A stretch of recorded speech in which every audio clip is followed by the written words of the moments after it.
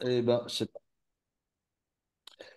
bonjour Mamadou Kouidjim Touré, merci d'avoir accepté de répondre à mon podcast. Alors sans plus tarder, dans le cadre de ton travail à Ubuntu Capital, comment tes initiatives soutiennent-elles la mise en œuvre de la zone de libre-échange continentale africaine? Et pourrais-tu nous donner des exemples de projets ou actions spécifiques qui alignent tes objectifs avec ceux de la ZLECAf? Bon, tout d'abord, merci Slim pour cette invitation pour ce podcast ô combien important pour l'Afrique et pour les entrepreneurs africains. Je salue donc ton initiative parce que c'est plus que nécessaire et ça fait longtemps qu'on attend ce genre d'initiative. Donc, merci. En ce qui concerne la ZLECAf et Ubuntu, nous, notre cœur de métier consiste à donner la possibilité aux Africains, la capacité en fait d'avoir un produit d'épargne. Donc, ce qu'on fait, c'est qu'on démocratise l'accès à l'or en mettant à disposition une appli sur laquelle les gens peuvent acheter un certificat de propriété numérique de détention d'or à partir de Six Sense. Donc, on démocratise vraiment l'accès à l'or comme produit d'épargne, mais aussi comme, on va dire, monnaie, mais pas vraiment une monnaie, mais un, un produit d'échange aussi. Pourquoi? Donc, dans ce contexte-là, la ZLECAf est importante pour nous. Pourquoi? D'abord parce que nous importons donc l'or, donc nous travaillons avec plusieurs pays africains aujourd'hui. Nous sommes en train de nous implanter donc au Nigeria avec un siège africain à Nairobi et travaillons donc avec plusieurs pays exportateurs d'or comme le Ghana, la Tanzanie, la RDC, la Guinée, etc. Donc, le commerce intra-africain est pour nous d'une importance capitale. Parce que, comme tu sais, historiquement, l'or euh, est utilisé, ou en tout cas est extrait et exporté dans des zones comme en Europe, au Moyen-Orient ou en Asie, sans que l'Afrique profite vraiment du bienfait, des bienfaits en fait de cet actif. Il faut savoir que l'or a pris 500% en 20 ans, 5000% depuis la décorrélation du dollar avec l'or en 1971. Et alors qu'on pourrait certes exporter vers d'autres zones, mais aussi le garder pour créer nos propres richesses et consolider notre pouvoir d'achat dans un contexte où nos monnaies locales se sont largement dépréciées depuis plusieurs années d'ailleurs. Quand tu regardes le Naira, le Kenyan Shillings ou le Ghana Cedi qui ont perdu plus de 50, dont certains ont perdu plus de 50% de leur valeur. Alors que si l'or est gardé et échangé dans cette zone de libre-échange, et comme on sait, les banques centrales sont très friandes d'or, donc elles gardent l'or en réserve pour justement pouvoir gérer cette pénurie de dollars qui afflige nos économies, qui ont du mal justement à rassembler le dollar nécessaire pour équilibrer leur balance des paiements.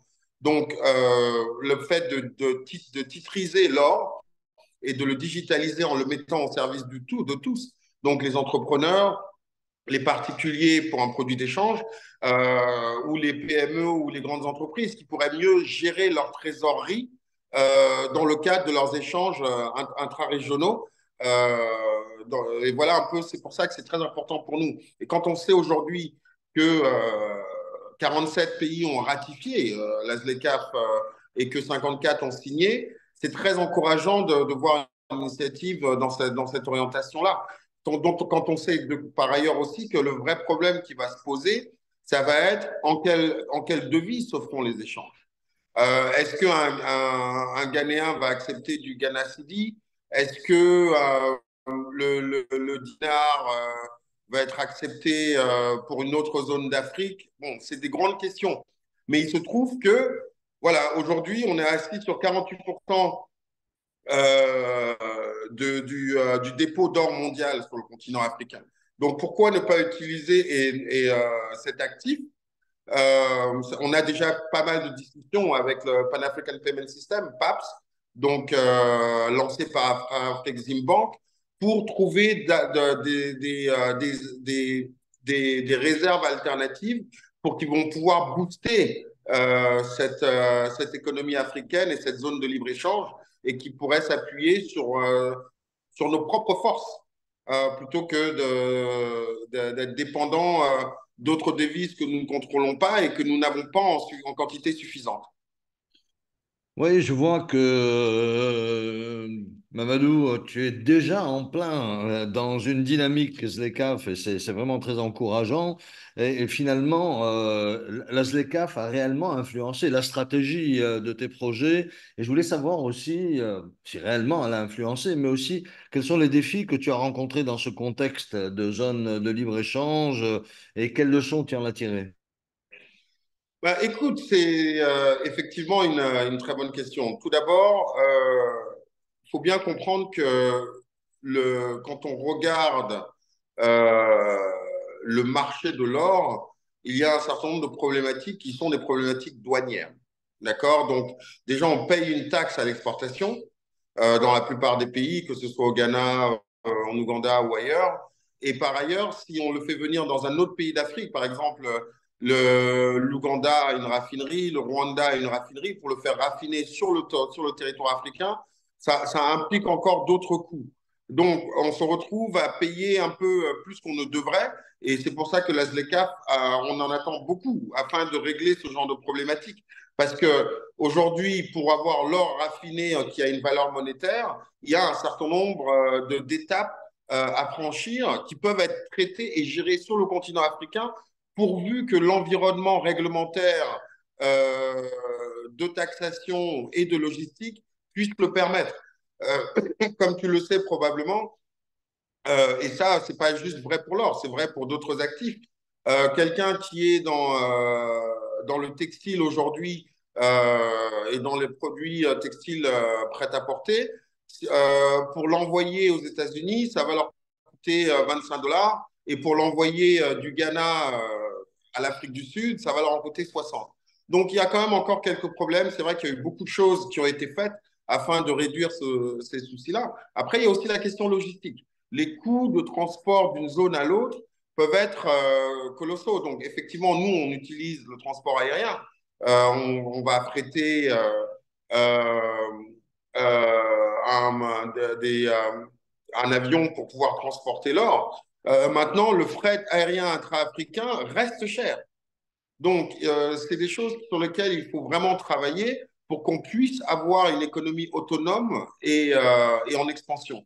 Donc, pour moi, je vois aussi qu'il y a quand même quelques efforts qui sont faits, notamment dans tout ce qui est des piliers stratégiques que la ZLECAf a mis en place. Donc, en termes de connecter plusieurs plateformes digitales sur le continent pour plugger les PME dans la chaîne de valeur. Donc, c'est leur initiative Caravane. Je sais aussi que, bon, euh, tout ce qui est douanier et réglementaire et compliance est en train d'être traité par les hubs. Donc, il y a un vrai travail d'information qui doit se faire. Et je salue la ZLECAf qui a commencé ce travail avec les hubs. Mais le gros enjeu, ça va être de digitaliser la chaîne logistique et l'assurance qualité. Donc, et je pense qu'ils ont une initiative qui s'appelle Proper, qui regarde ces questions-là. Mais ça ne se fera que avec une vraie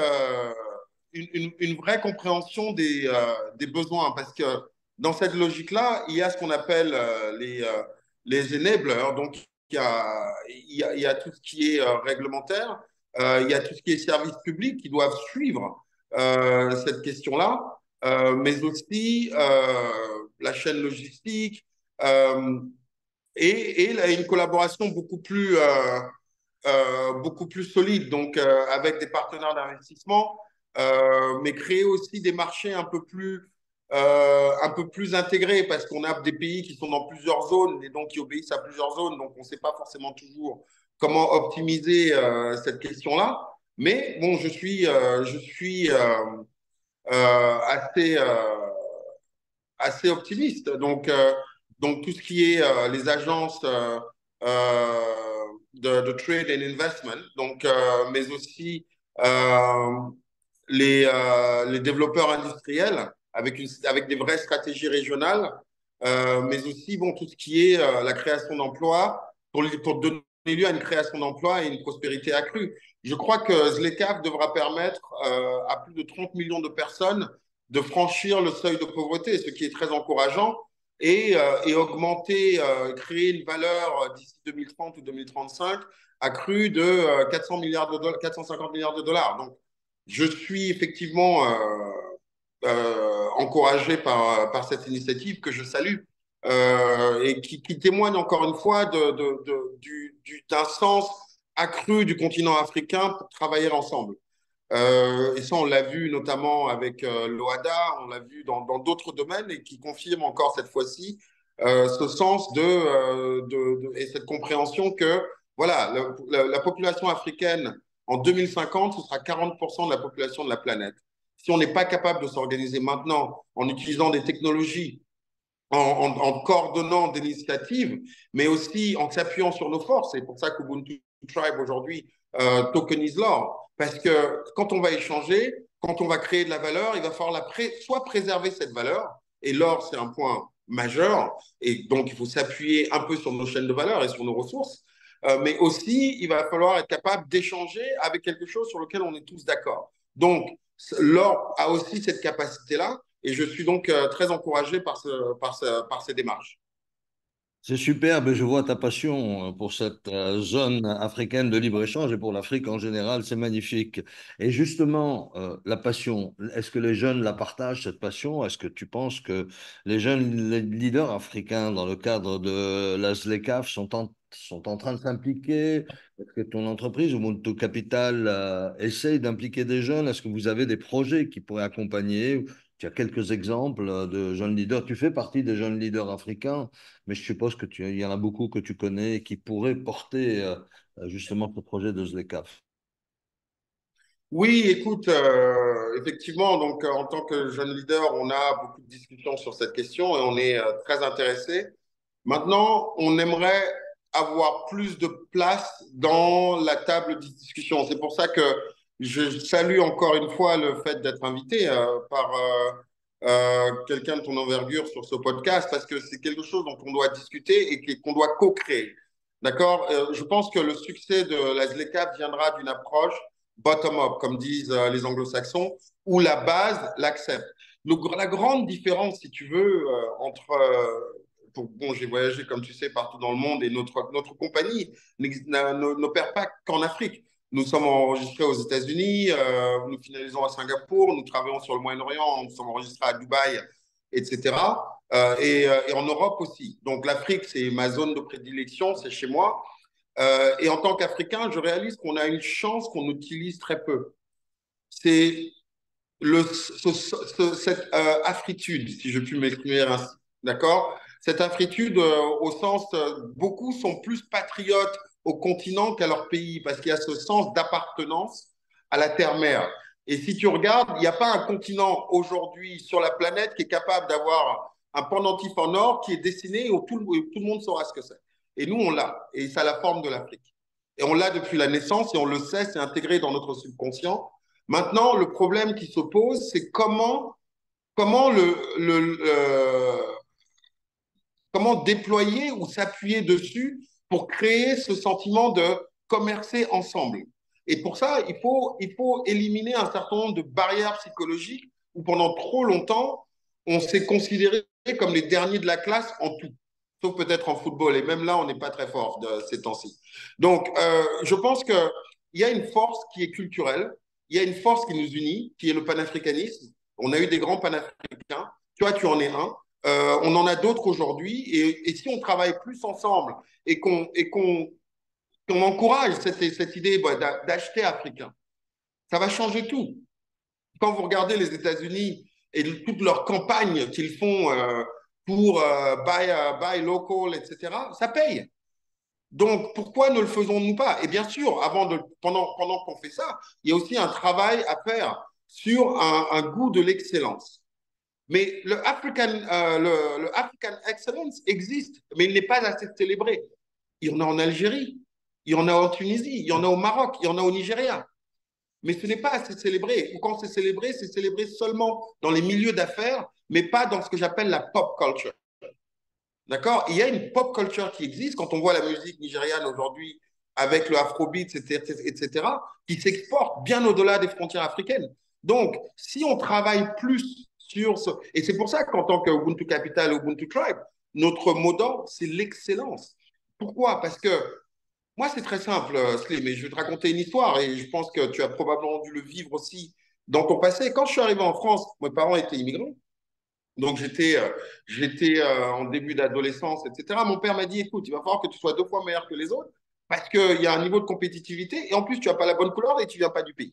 D'accord? Donc, il faut aussi qu'on ait cette conscience.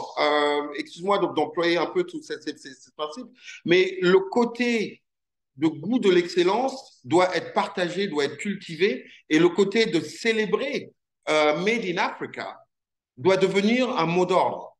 Et ça, nous, même l'or, quand on l'exploite aujourd'hui et quand on travaille avec les mineurs, que ce soit dans les pays que j'ai mentionnés tout à l'heure, on n'y va pas juste pour extraire de l'or. On a tout un système qui permet d'extraire l'or sans mercure. C'est une technologie unique au monde. Pourquoi? Parce qu'en tant qu'Africain, je ne peux pas aller vendre de l'or si je sais que les gens sur le terrain leur eau est contaminée ou la nourriture ou leur santé est affectée. Donc ça fait aussi partie de l'excellence. D'accord? Donc, un or responsable qui est aussi qui est redistribué sur le continent et qui pourra être stocké bientôt aussi sur le continent. Donc, et avec un moyen derrière de donner aux gens les moyens de réaliser leurs rêves, leurs ambitions et de ne pas être pénalisés par une dépréciation monétaire dont l'entrepreneur n'y est pour rien finalement et qui voit sa richesse complètement dilapidée alors qu'il a consacré des années de sa vie à bâtir cette société, non seulement pour nourrir ses enfants, mais pour aussi profiter à la société. Donc, je pense que ce travail doit être fait dans une logique bottom-up, mais aussi dans une logique de communication et de culture de l'excellence. Parce qu'aujourd'hui, si vous regardez le succès de l'Asie, c'est très simple. Ils ont travaillé dur. Et au début, moi, je pense que tu t'en souviens, on riait des Toyota au début des années 80. Moi, j'étais encore enfant. Maintenant, ils sont les leaders. Mais ça demande aussi un travail à faire. Donc, bien sûr, ça implique des skills. Nous aujourd'hui, plus de 70% de notre staff est africain au niveau des managers, des exécutifs. Donc, ou à des origines africaines. Donc, ça, c'est très important aussi d'encourager dans des approches de formation, mais aussi dans des approches de collaboration, notamment la collaboration sud-sud. Moi, je me souviens quand j'étais en banque d'affaires à Paris, voilà, un de mes clients à l'époque, il s'appelait Aliko Dangote. Il était trader, d'accord? Il était trader, il importait le sucre du Brésil, du ciment d'Inde, etc. Et à un moment, il s'est réveillé, il s'est dit, mais attends, mais c'est pas. Il est allé en Inde, il est allé au Brésil, il a vu leurs unités de production, il a dit, mais on peut faire ça chez nous. Et il l'a fait. Moi, au début, personne ne voulait le soutenir. Je me souviens, c'était au début des années 2000, et c'était les grandes banques européennes hein, avec qui on travaillait, y compris AFC, qui a fini par venir quand on allait les voir. Mais tout le monde se disait, mais attends, il veut faire la deuxième plus grande cimenterie au monde et devine où? Au Nigeria. Mais jamais de la vie. Ben, regarde aujourd'hui cette cimenterie que moi j'ai passé 9 mois dans son bureau, on a travaillé ensemble pour faire une des meilleures cimenteries au monde. Et aujourd'hui, cette cimenterie a produit 1 milliard de cash flow par an. D'accord? Donc ça, c'est important, c'est des success stories. Ta success stories aussi méritent d'être partagées.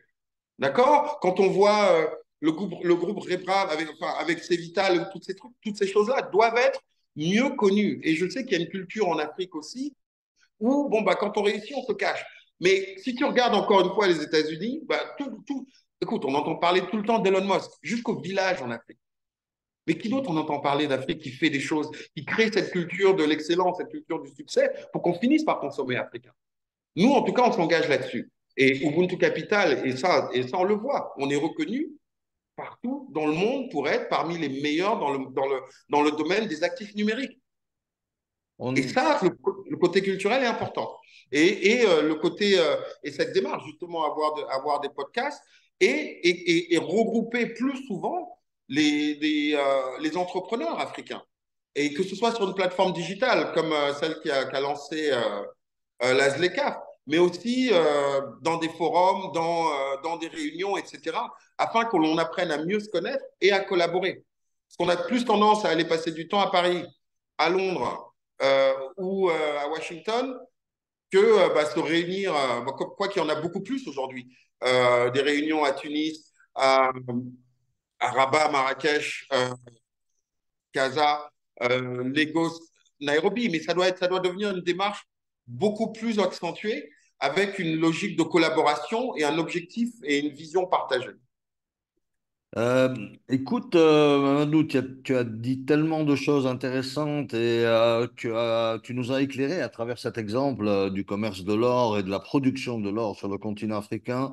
Je voudrais que tu dises un dernier mot aux leaders politiques africains concernant justement la ZECAf, concernant la jeunesse. Euh, Quel message? D'accord. Alors, je vais utiliser cette citation de Frantz Fanon, puisque je parle à nos leaders. Euh, Chaque génération a une mission. Il lui incombe soit de l'honorer, soit de la trahir. D'accord? Moi, je pense que les leaders post-coloniaux nous ont amenés à l'indépendance. D'accord? Les leaders à l'indépendance politique. Je pense que les leaders d'aujourd'hui ont la responsabilité de nous amener à l'indépendance économique, à ce qu'on appelle financial freedom. D'accord? La liberté financière. Moi, c'est un des objectifs que je me suis donné et le testament que je veux laisser, en tout cas pour pouvoir y contribuer. D'où la tokenisation de l'or, d'où la démocratisation de l'accès à cet actif. Mais en tant que décideur aujourd'hui avec la ZLECA, ils ont cette chance de dire, voilà, si Nkrumah et d'autres ont fait l'Union africaine, nous aujourd'hui, ce qu'on va laisser derrière nous, c'est une Afrique prospère, économiquement libre et intégrée. On n'a pas beaucoup de temps. Tout à fait. Ça, au moins, c'est un bilan qu'ils peuvent laisser et regarder après eux en disant, voilà ce qu'on a fait. Je te remercie beaucoup, Mamadou, et j'espère te revoir très vite et à bientôt. Merci, à très bientôt.